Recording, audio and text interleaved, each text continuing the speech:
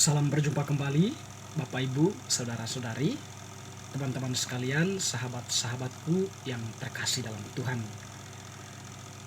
Mari kita pada kesempatan ini kita kembali lagi bersama-sama mendengarkan dan merenungkan sabda Tuhan. Sabda Tuhan yang kita renungkan kita ambil dari Penginjil Markus bab 8 ayat 27 sampai 33. Kemudian Yesus beserta murid-muridnya berangkat ke kampung-kampung di sekitar Kaisarea Filipi. Di tengah jalan ia bertanya kepada murid-muridnya, katanya, "Kata orang, siapakah aku ini?" Jawab mereka, "Ada yang mengatakan Yohanes Pembaptis, ada juga yang mengatakan Elia, ada pula yang mengatakan seorang dari para nabi." Ia bertanya kepada mereka, "Tetapi apa katamu, siapakah aku ini?" Maka jawab Petrus, "Engkau adalah Mesias." Lalu Yesus melarang mereka dengan keras supaya jangan memberitahukan kepada siapapun tentang Dia. Kemudian mulailah Yesus mengajarkan kepada mereka bahwa Anak Manusia harus menanggung banyak penderitaan dan ditolak oleh tua-tua, imam-imam kepala, dan ahli-ahli Taurat, lalu dibunuh dan bangkit sesudah 3 hari. Hal ini dikatakannya dengan terus terang, tetapi Petrus menarik Yesus ke samping dan menegur dia. Maka berpalinglah Yesus dan sambil memandang murid-muridnya, ia memarahi Petrus, katanya, "Hanyalah iblis, sebab engkau bukan memikirkan apa yang dipikirkan Allah, melainkan apa yang dipikirkan manusia." Demikianlah Injil Tuhan, terpujilah Kristus.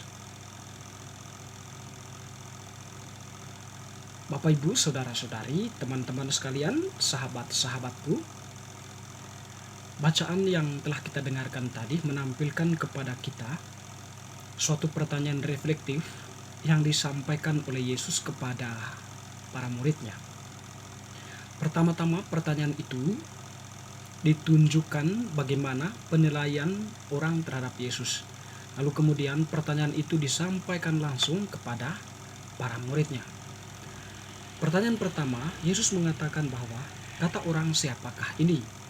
Lalu murid-muridnya menjawab, ada yang mengatakan Yohanes Pembaptis, ada yang mengatakan Elia, tetapi ada juga yang mengatakan salah seorang dari para nabi.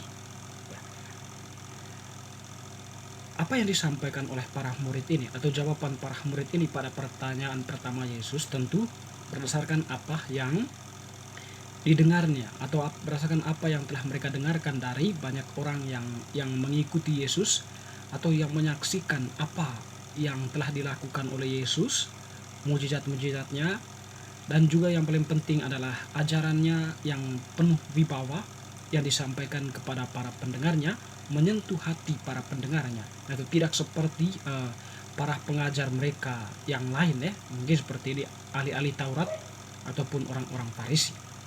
Lalu kemudian pertanyaan yang kedua itu mengarah langsung kepada para muridnya sendiri.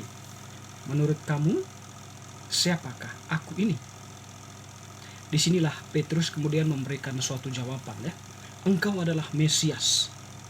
Mesias itu berarti orang yang diurapi oleh Allah, atau Mesias itu adalah tokoh yang dijanjikan oleh Allah atau yang dinantikan oleh bangsa Israel berdasarkan apa yang menjadi janji Allah kepada nenek moyang bangsa Israel, kepada para nabi, Bapak Abraham maupun yang lain-lain itu.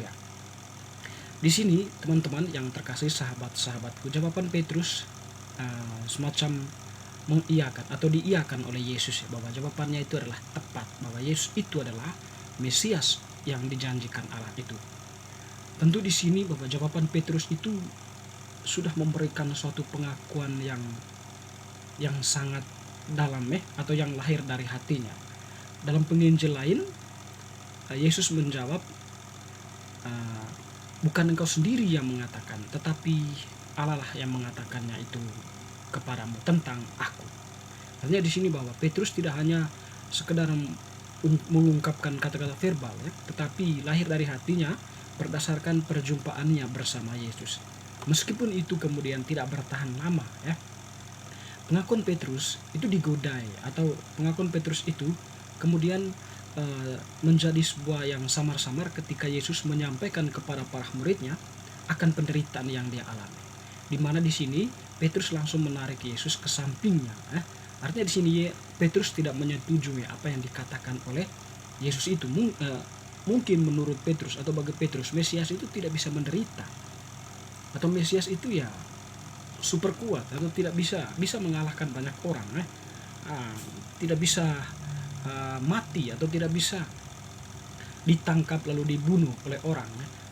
Mungkin dalam pemikiran Petrus bahwa Mesias itu ya sempurna, atau seorang yang memang luar biasa ya, perkasa, bisa mengalahkan siapa saja yang menentangnya.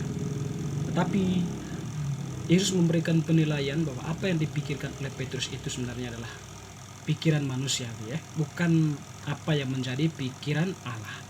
Ya, sehingga Petrus kemudian ditegur oleh Yesus. Teman-teman, sahabat-sahabat yang terkasih, pengakuan Petrus ini atau pengalaman Petrus ini setidaknya juga itu menjadi pengakuan kita ya, akan eksistensi Yesus sebagai putra Allah yang menjelma menjadi manusia di dalam rahim Bunda Maria. Dia datang untuk menyelamatkan kita.